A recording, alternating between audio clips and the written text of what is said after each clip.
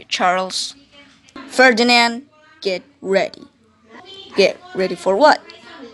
Are you ready for the single bloodiest wars in my life?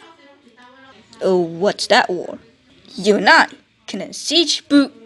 Actually, Charles doesn't came to that place, but hey, it really happens. Now let's look at the map. Budapest was right over here, and the Hungarians were in the crumbling condition. It's because he's entirely surrounded by two giants that trying to eat him alive. The Ottomans has a manifest destiny to spread Islam utopia and conquer the whole Europe. Habsburg has a manifest destiny to conquer the whole Europe and also claim the Hungarian throne. And Hungarian's supposed to be bigger than this. And he really wanted all of its territory back and want to become a supreme power again. First, let's note their own imperialist tendencies that lead to all these complications. After some few times Muslims had occupied Spain, there are some kingdoms in Spain. Kingdom of Granada, which is the last position of the Muslims, Kingdom of Castile, Kingdom of Leon, Kingdom of Navarre, Kingdom of Aragon, and Portugal. And some complex medieval stuff. Castile and Leon united. Then Isabel the First from the Castile and Leon with Ferdinand from Aragon married, and both annexed Navarre. And then they united, and then defeated Granada and make the Muslims out from Spain. Eventually Ferdinand has a daughter named Joanna, and then married it with someone that was in the royal family of the Habsburgs.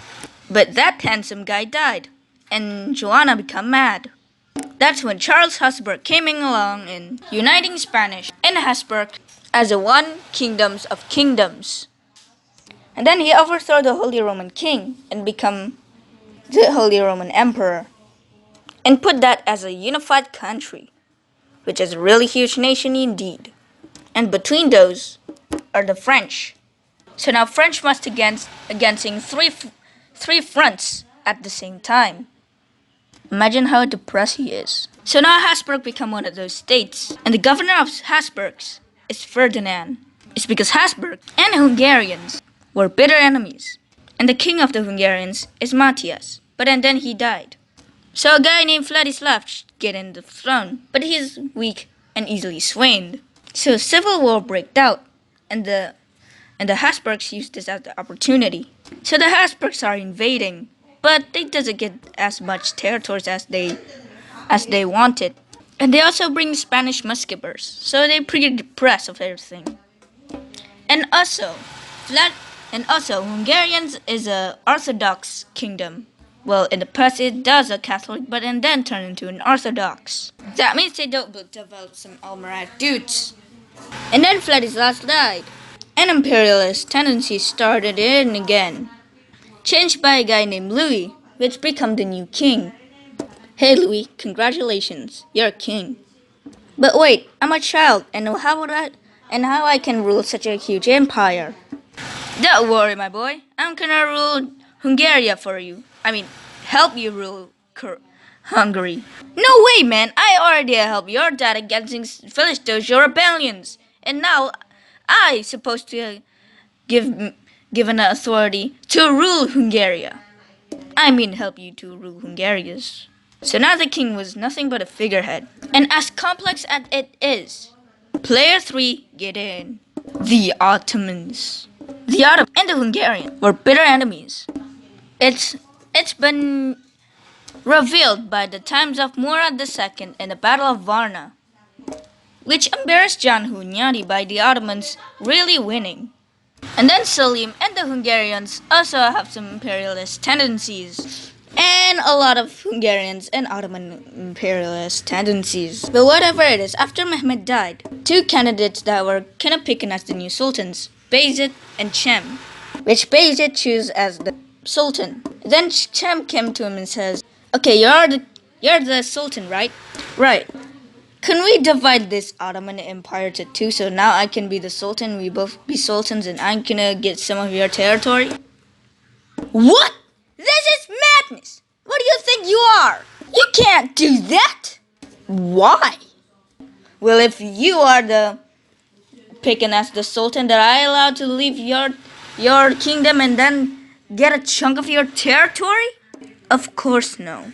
Then why not? It's because that's not how self-mentality works. So civil war break out, and Bayezid wins. But then Bayezid become a figurehead. But then he died, replaced by his son named Selim, but which actually was not the heir. So he killed Ahmed as the heir, and eventually win the throne. And all those shebangs that you know. But then he died, and now Suleiman take the throne. So Ferdinand, Louis, and Suleiman, they came from different origins, but they have one ambition: Hungary. So we can say this as the three kingdoms of the Balkans sort of stuff. Eventually, the Hungarians set an ultimatum to Suleiman, which that ultimatum says, "Hey, you whatever sultan of what?" The king says, "Surrender or dead." You want to surrender? No, he want you to surrender. Nuts! And anyway, that time Louis already a grown man.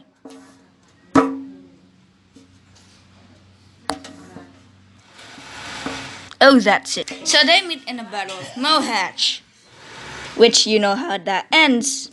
And Louis died in the process. And after the death of Louis, a lot of imperialist tendencies happens.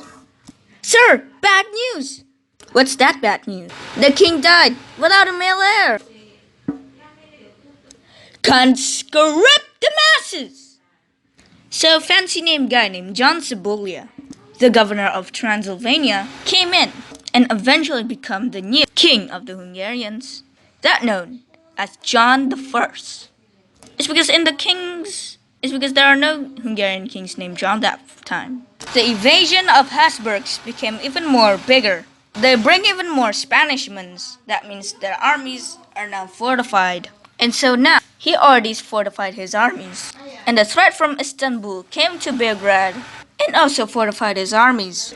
And so now Hungarians stuck between one of the strongest kingdoms of kingdoms in Europe and between one of the single-bodied kingdom in the three continent zones.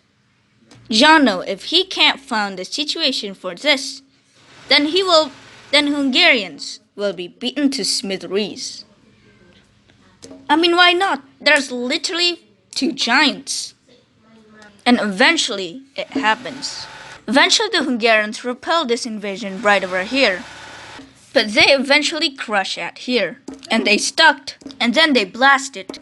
So now, the Ottomans already make a borders with the Habsburgs. And then Suleiman and Ferdinand go on a trip like this. Hey you weirded Turkic mustached guy.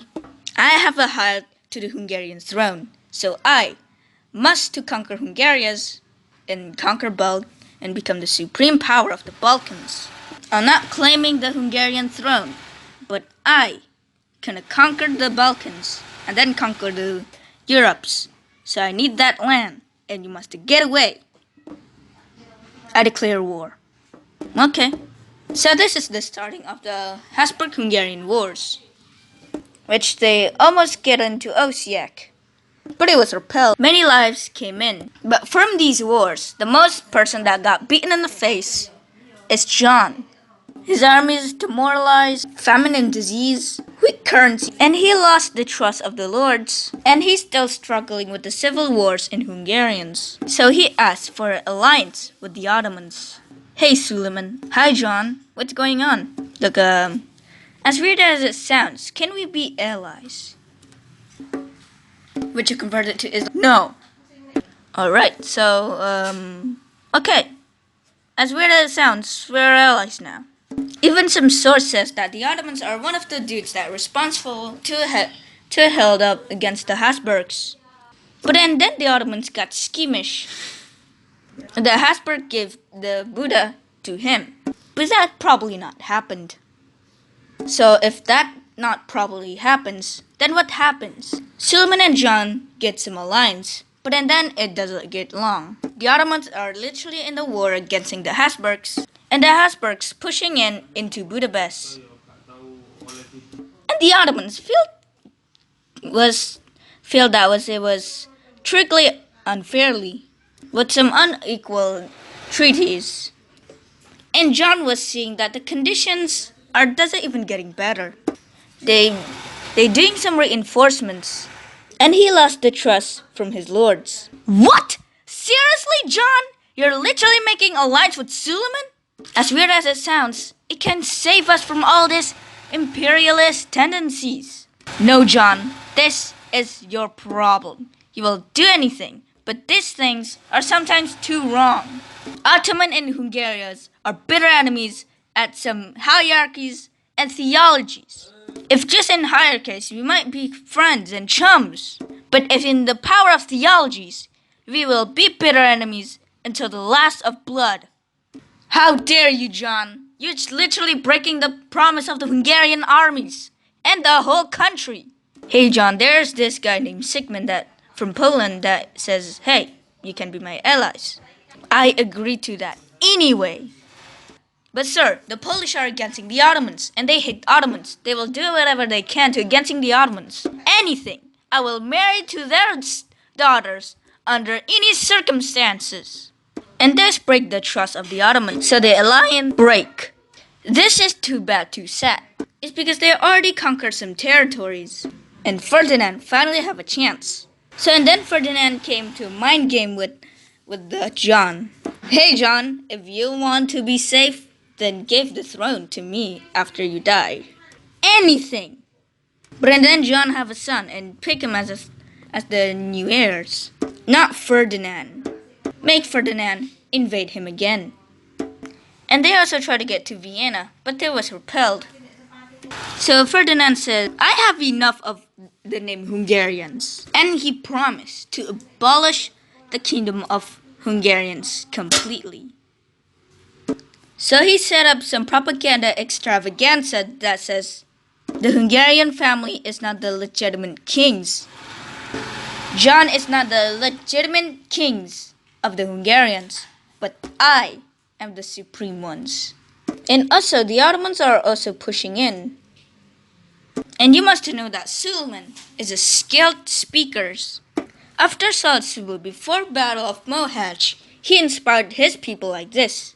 Guys, we're in Mohacs, and I sure we can see a huge army. There are two things for you. Live gloriousness or die shahid. And seems like in this fateful day, our prophet is looking at all of you. This eventually carry out the odds. But and then they go on the berserk mode, eventually responsible for the victories in Mohacs. And Suleiman know that if he conquered Hungarian, then it will be a door for the conquest of Europe. So this time, he could be serious about this campaign indeed.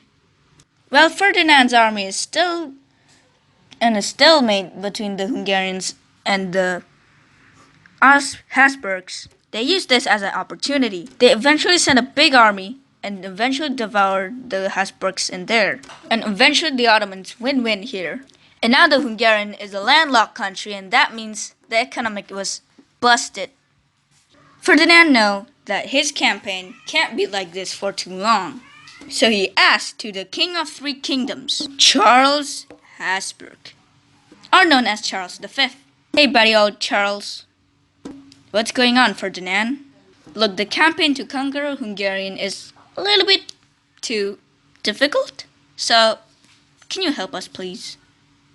Okay, I'm gonna send you some reinforcements of some Spanishes. So now he has his own musketeers. And now the Hungarians are really beat up. And the army in Győr is literally blasted. And so now they're in the front of the city of Budapest. Isabel tried to betray the country. So he sent a message to Ferdinand that eventually says, hey, you want the Hungarian throne? I will give you the Hungarian throne if you got Budapest. And then you free me up. It's because now I'm in jail. Okay. And the Ottomans also pushing right over here. So the Hungarians are ready for one of the single bloodiest wars at the Balkan of this war. The siege of Buda.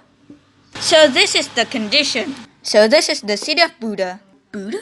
And this is the places called as Pest. Budapest. So first they go past the river and occupied Pest. Now the Hungarians really know that these guys are really outnumbered. So the Habsburgs set up for a first assault into Buda. And a whole lot of stuff happens. But the defense is too strong, so they retreated.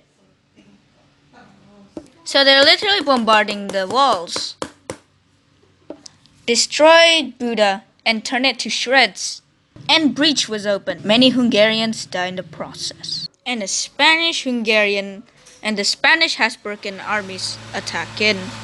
But the problem is Hungarians are the most really strong dudes at some Spartan formations.